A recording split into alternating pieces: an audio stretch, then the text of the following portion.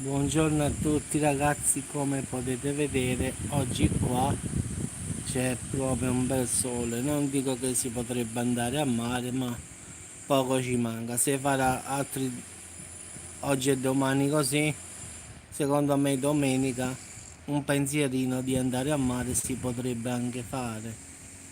Anche perché, come potete vedere ragazzi, fa caldo oggi, quindi le temperature sono in risalita, perlomeno qua a Salerno. Quindi un pensierino per il mare si può pure fare.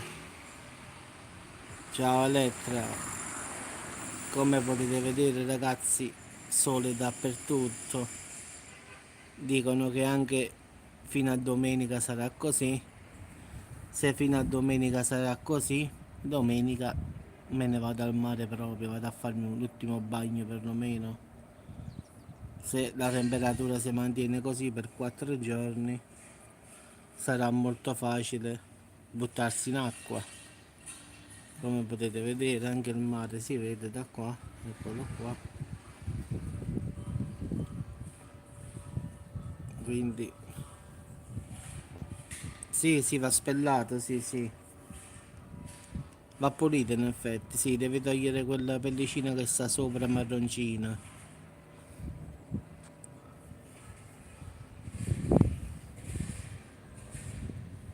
Ecco qua. Come potete vedere ragazzi, sole quasi ovunque. Quindi splendida giornata. Dicono che sarà così per 4 giorni. Se davvero farà così caldo altri 2 giorni, domenica mi faccio il mezzo pensiero di farmi il bagno ottombrino. Anche se qualcuno ancora oggi sta andando ancora a mare. Stamattina stavano facendosi il bagno. Poi siccome stavo in auto non ci ho pensato.